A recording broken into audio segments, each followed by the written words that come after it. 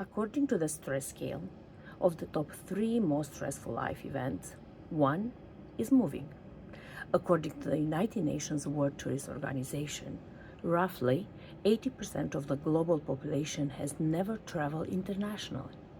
But suppose you factor in more and are interested in listening to real life stories. I wish I could come up with a word that describes all I have said above, but that would be almost impossible. The challenges each newcomer faces when they immigrate to a different country are unique formulas for each of us that will put you exactly where you are now, in most cases better or equal to what you left behind. To accomplish your objectives, it is one person who can help you be who you are, and that person is you. But on your journeys along the yellow brick road, each of us has a story to tell, which usually starts with a destination. In this case, I'm inviting you to listen to the podcast Stories of Grit, Grace, and Greatness, 100 Women Who Make It Possible. Thank you for listening. Hello, Laura, and welcome to our edition of spring. We are outside in your parents' background. And before we start, like always, I'm introducing my guest speakers. And I have to start by saying that I know you since you're really little. And people might wonder when they are seeing you that, the trend is that the age is usually a little bit higher than your age. But I decided to invite you because you have a really nice story. And you are a newcomer to Canada. You are not born in Canada, and it's interesting because you have a lot to say about everything you went through, moving from different countries and settling in Canada, and the high school in Canada, and everything in between. But that will be your story. I said that I knew you since you're little, but what really fascinated me about you, there are two things that I still remember, and don't be ashamed on this. The first time we met, I remember you're doing research in people smoking. Do you remember that? Yes. Okay. Yes. And you called me and you asked me if I want to be part of your research, and I say yes, thinking that whatever, like we are helping children here. And you start going over to the questions, and one time I was a little bit silly on my answer, and you were so, I think you're grade 1 or 2, I don't remember really, but you're so straightforward, and you told me that I have to be really serious on answering your questions. And I knew it that, your personality, it's, really strong. As a woman, I love when women are really strong. And the second one, we were in an event, and you came to me. It was funny because I never was, and at my age, I don't think I'll ever be a CEO. But you came to me to look at me, and you said, when I grow up, I want to be like you. I want to be a CEO. And I hope one day you'll be a CEO. Tell us a little bit about you right now. First, I want to say, there's still time. I think you can still be CEO if that's what you want. Anyone can do it at any age, but I'm laughing because both of those stories do sound like me. And if anything, I'm still like that, but now I understand when to be stronger and when to maybe keep it to myself in social situations. But I was a go-getter all throughout life, and especially in school. I finished school a lot sooner because we moved so often. I was born in Cyprus, but then when we moved to Canada in the province of Quebec, there were different rules about schooling, and I didn't know English, so I had to learn English and French from only knowing Romanian and Greek. But still, I loved school, I always did, and it just felt easy that I could focus on that and there was a right or wrong answer, and that was so satisfying to me. But as we moved to Ontario, and it was a new school again and new people, and I was doing really well in school because it was all I had. I didn't necessarily have that many friends, and I don't have any siblings, so it was just me, mom, and dad, who were always working. And the cat. And the cat, of course. The cat was the best decision. But because of that, so much time went into school, and then I was getting better and better. And the teacher pulled my parents aside a few months into this new school and said, you know, I have a separate whiteboard only for Laura. Like, she finishes all of the other work so quickly that I need to give her something or she'll be bored. And so they spoke to the principal and decided to move me up a grade. Again, yeah. Which was incredible. But scary at that age, because then I felt different. And when you're a kid and you're already an immigrant and you feel different enough because your parents have accents and you're not used to that, and I'm not ashamed of it at all, but if I knew something was different from the kids who were born and raised here. And then in grade 5, I took a test called the gifted test, and I passed. You needed a 98% average against like math and English and creative thinking. And I got moved to a different school for the gifted program, which I'm so grateful because it got to use my creativity and think, not be stuck to a rubric of what the Ontario education system said, this is how you prove if someone's intelligent. We had more leeway, and that's how I think, as I need that freedom to push boundaries. Graduated, went to high school, and then went into a gifted program and decided that I don't need to be there for 4 years. I'm going to try to do it faster, and I graduated high school in 3 years instead. And at 16 years old, I went to university in Montreal. I left my parents, but only one province away. And there I had COVID impact my studies, but I tried to stay focused and put more emphasis on the social side of life, even while doing well in school, because I'd neglected that so much growing up. I was so focused on school and extracurriculars and volunteering with you and being involved with the community, which was really rewarding, but I think I lost what I wanted out of it. I just knew success. And then in university I found a balance. I graduated and now I'm working in a job I absolutely love, and I have some of the kindest, most amazing friends.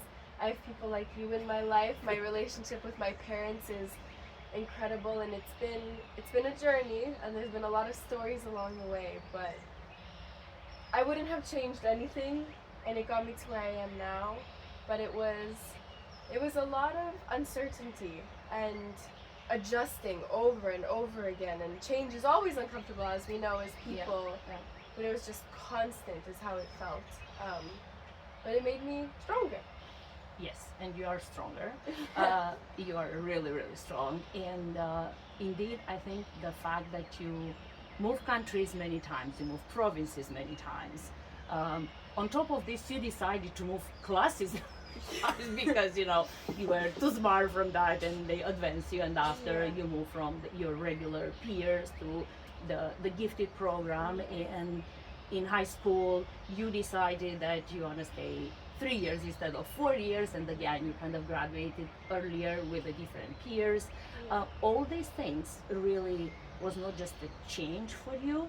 I'm sure they impacted you socially, emotionally, and I wanted you to tell me a little bit something that it's not that it's odd, but you are really smart, really, really smart, and I know you really well. You are really driven, and you are beautiful, you are social.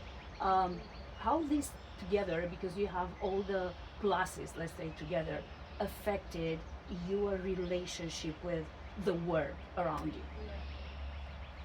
I mean, there's a few different ways I can approach that question, but because of the generation I grew up in, being who I am and having access to social media was probably the worst thing. It's hard to compare because at the same time, there was no World War while I was growing up, so I have to take that. I had the comfort of home and food on the table and access to education and resources like Instagram and like social media, but growing up and constantly changing, like you said, location, context, people around me, Even extracurriculars, like I would try dance, then tennis, and then skating, and then went back to dance, and it was always constant. And so I became really relied on social media because it was the one place that was always there. I could always get validation, even if it wasn't good. And I felt like, okay, finally there's somewhere I belong. Because all the things, amazing, kind things you said about me, there are also cons to it. You know, being someone who is secure in my intelligence, and I worked for it and I keep working for it, and you know how much I love to read and take courses. Some people don't like when you know they're smarter, and not in an egotistical way, but I think they feel threatened even if you don't bring it up. And especially as a kid, being the youngest one but being at the level they're at, people didn't like that. And I found it really, really hard to make friends at school. Really hard. Until I got to the gifted program, I didn't actually have close friends or even friends at school. I had some from the Romanian community, so I'm so grateful. Like, my mom got involved and I got to meet all of those people and I got to make some connections there. But so the intelligence, I almost resented it when I was growing up because I felt extra different. On top of being, I don't know if I had an accent because I had just moved, but on top of feeling different already. You had an accent, at least from the French to English. Exactly. There was always something making me different. And then on the looks side, I mean, every girl growing up is insecure. But on top of that, to have social media comparing you to the most beautiful girls in the world. But then also, I think something we don't talk about enough is, and I feel so bad that I would have these thoughts, is sometimes I would see photos of someone else and think, oh, okay, at least my hair looks nicer. Or at least I have a better shirt than her. Or and then I was putting down, when I'm like 12 years old, I have access to this portal and I'm putting down someone else who I don't even know. And it made me feel so wrong. And that's not who I want to be, and that's not actually how I feel, but social media tricked you into thinking that makes you feel better. And that would happen at school a lot. I think, like you said, I kept graduating or moving with different people.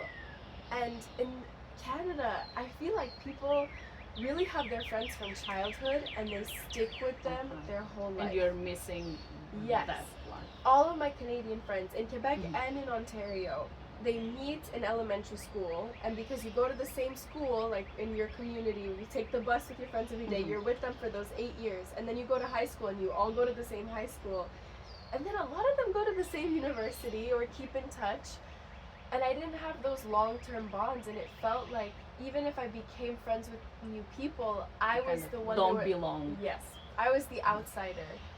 And it wasn't until university where I started meeting other people who moved away from home that I felt finally someone understands. And growing up in all of that, social media just really amplified.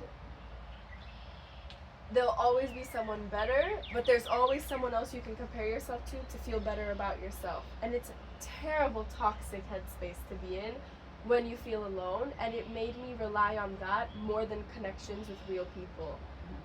And it's sad, but I'm glad that now more and more, I think I've told you this, I try and go off my phone as much as possible. I don't really have social media anymore, and I'm glad I got to a place where I don't need to rely on it, and I've found joy in other things.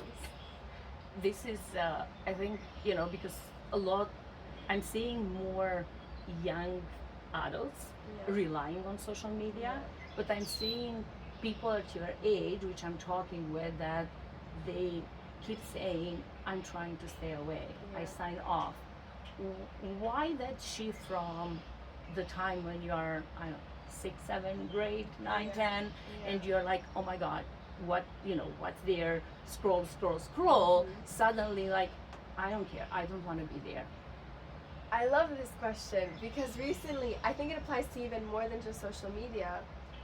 When you're in like grade 6 to 12, let's say, like middle school to the end of high school, all you want is to fit in.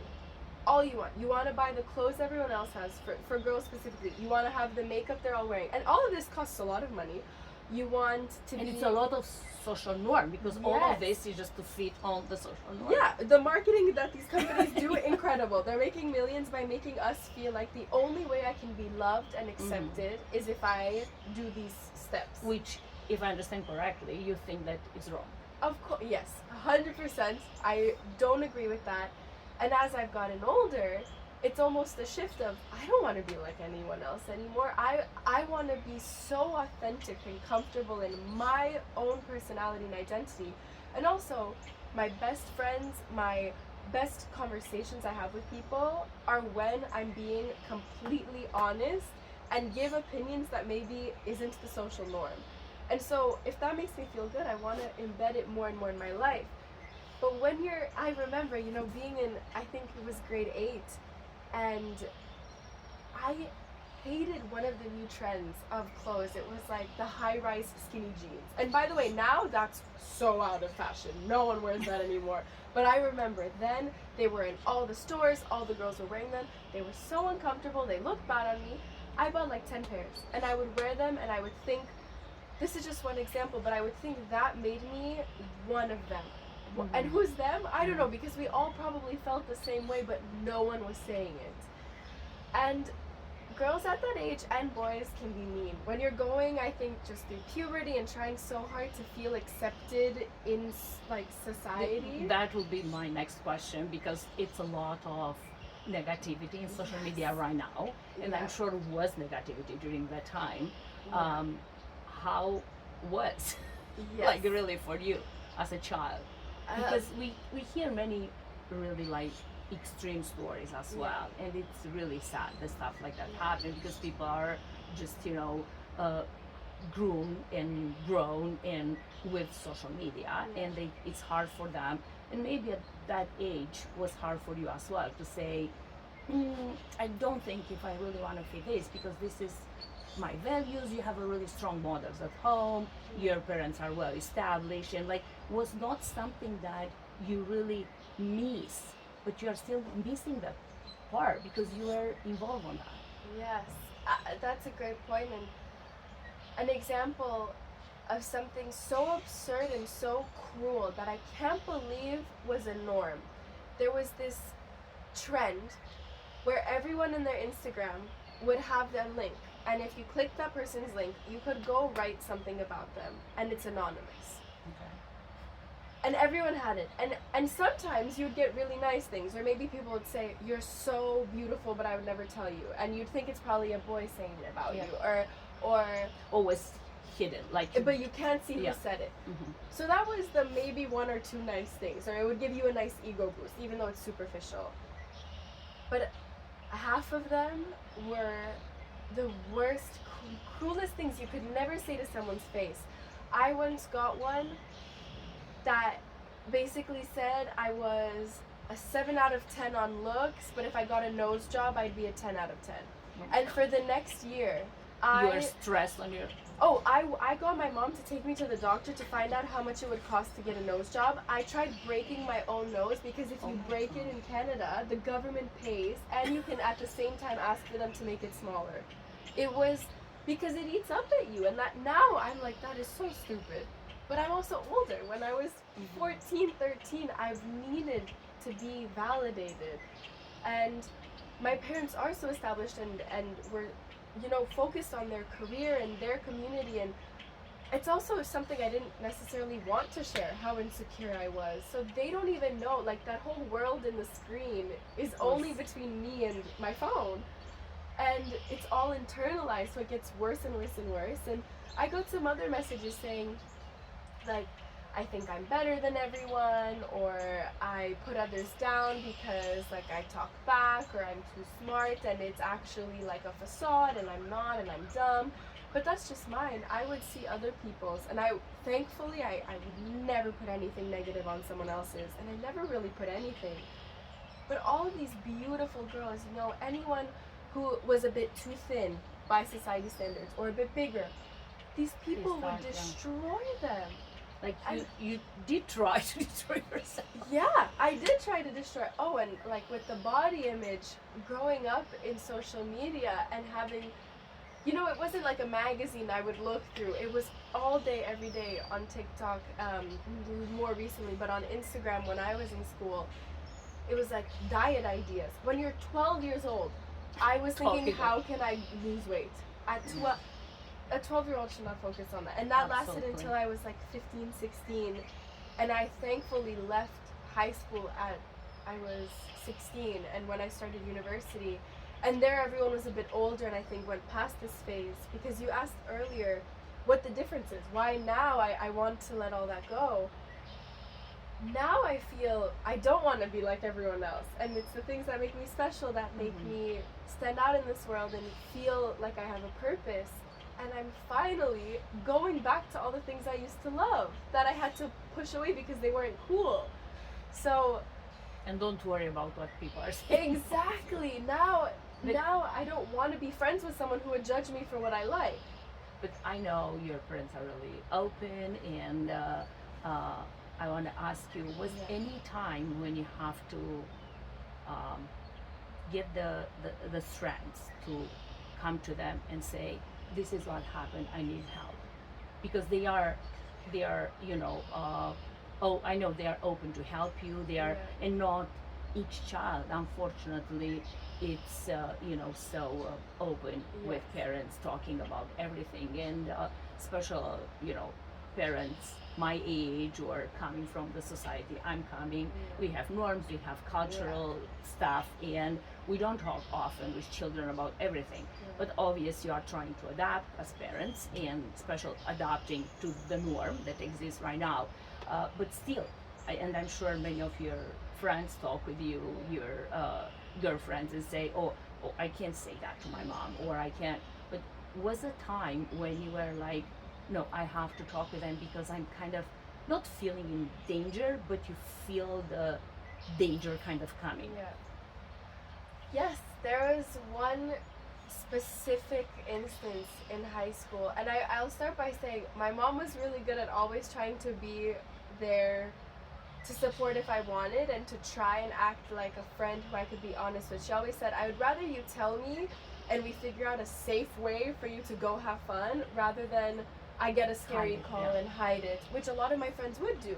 And I would always think, oh, I'm so grateful I can be honest, because like you said, I think she was more progressive, and she still is, and realizes I'm probably going to do it anyway. And you know how I am. I'm a bit stubborn. Laura, I'm telling you, either myself or your mom or anyone in this world, we find ways. Yes. But we need to, as parents, we need to be realistic and say they will do it. Like why, you know?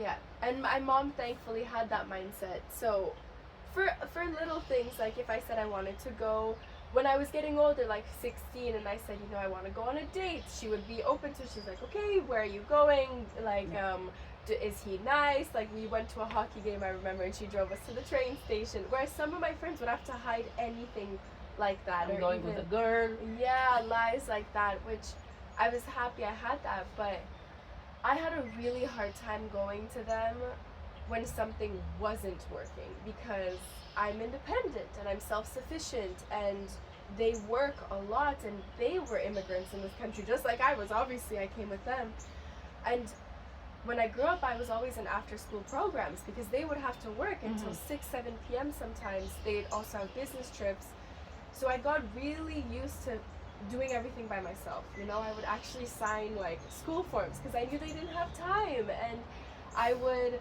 if I had a problem, I would either look up how to fix it or figure it out, but finally I realized out of you can fix everything. Yes, and the emotional stuff is the hardest to do your own, especially when you're a kid.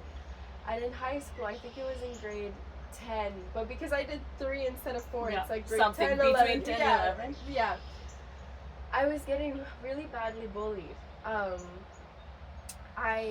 I remember I went on a trip with just my mom, which was actually really nice, and we went to the beach. I think it was in Mexico, and we went for like a week, just the 2 of us in winter.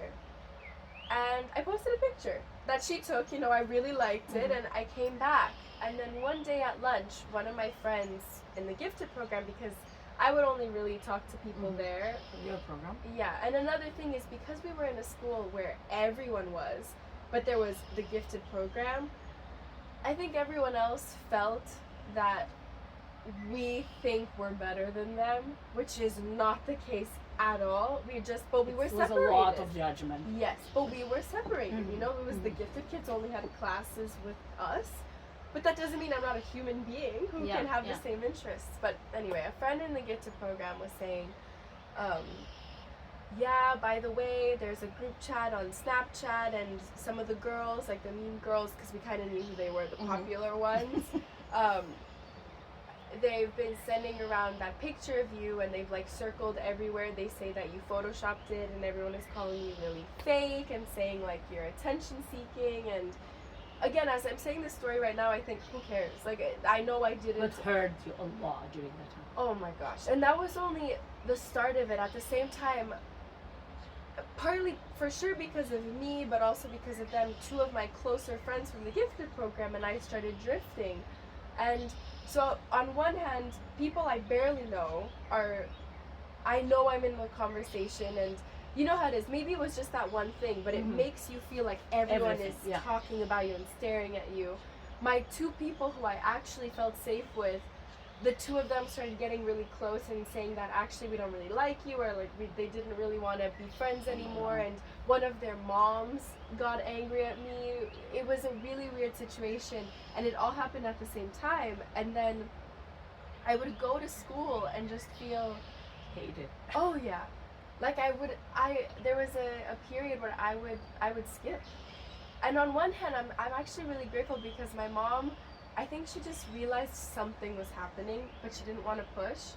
So she would let me some days. And I would still do my work, and the teachers all really liked me because I really liked the school part. And I would email them and they would send me my work, but I couldn't go in that building. And I couldn't look at these people who were making me feel like I'm worthless. Like, that's how it felt. And after a few weeks, maybe months, I went to my mom one night after seeing a comment.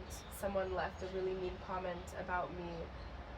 Like a friend screenshotted from another group chat where the boys were talking about me, and I went to her and I started talking and I just cried, and I couldn't even, and I said like, I don't want to go to school anymore, and I'm so mad because I like the school part. Yeah, that was actually the shock, because you love the school, but in the meantime you don't want to go in that building with that people. No, the whole social, and I'm sure this was happening to other people, and there were hundreds of kids there. There probably were some who were not involved in this at all, or who I could have seeked out like friendship in, but it felt, with social media, because everyone follows everyone, it felt like all of Oakville hated me. That's how it really felt. Everyone like, who knew you ever. Yeah. Yes.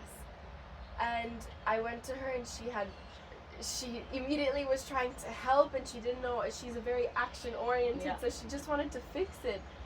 But I didn't know how to fix it. Yeah. And I didn't know if switching schools would actually make it better at all, because all my life I've been moving and moving and moving. Like again. Yeah, and there was no really other close gifted program, so I didn't want to lose that piece. And yeah, looking back, that wouldn't affect me as much because I'm so much more secure in the people who love me. Like, I know I have that space, and I know I have it with real people and not social media. But at the time, it really hit me, and so many things trickled out from that. I quit my after school extra math activity because I wouldn't want to leave the house. Just want to withdraw from everything. Yeah. At dance, I wasn't as committed. Even in school, I wasn't performing as well that year. I couldn't find like a point anymore in anything. This is how you end up spending 3 years instead of 4. Yes. Like, with some, let's say, positive aspect, but with a lot of, I would say, with a lot of struggles again. And you are right now a really, I would say, well-established woman, young adult. And looking back on these 20, you're really young, 20-something years, I will put it this way, do not be more specific. For whoever young women will look at you right now, if you wanted them to learn something, again, I know you quitted social media, you are a bookworm, but always you have been a bookworm. Right, you are social, but right now you are focusing more on the social aspect based on what you told us. What would be something that they wanted them to? It's hard to grasp because at a certain age you are like, oh, okay, just forget about this. Everyone will say that. Yeah. But if it's something that they wanted them to remember about you and about all your struggles and all the changes you have been, all the language you have to learn, moving from country to country, province to province, what that thing will be. Find what makes you happy and chase it and work for it, and every day think, how can I feel that way more? What makes me feel fulfilled and happy, and how can I incorporate it into more places in my life? And I think once I started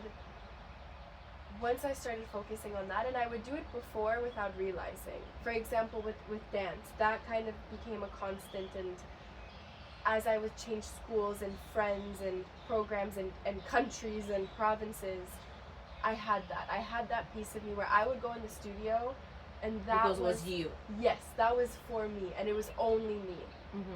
And with books, I felt that way. Of course, it was my escape. And when some days were hard at school, I would read under the desk, which I'm not necessarily suggesting that, because you want to pay attention to class, but that provided me that sense of happiness. And when I say find what makes you happy, I am very driven, and I am where I am today, I think, because being successful in my terms also makes me happy. And how I do that is I try a lot of things out. I've experimented a lot with your help, actually. I've volunteered places or done little internships throughout the summer, starting when I was still in high school, which some people don't do until later. Like trial and error. Yes, trial and error, experiment to see what you like, what makes you happy. I changed my major in university 8 times. When I got my transcript when I graduated, my counselor, my academic advisor was laughing and saying, you know what, you got there in the end. I started in finance, and so many changes, ended up in marketing. I thought about doing creative writing. I took courses in Latin and Greek. I tried so many different extracurriculars. Also, I saw when I interact with the world and with my friends and with my parents, what makes me feel the best? How am I engaging? How am I being kind? But when am I being a pushover? And how can I make sure I'm being a good friend and person to these people I love, but still standing up for what I believe in and my values? And really, at the end of the day, it's when you do that trial and error, something will make you feel warm and fuzzy, and that means you feel good and happy. Acknowledge it and think, okay, let's do this again.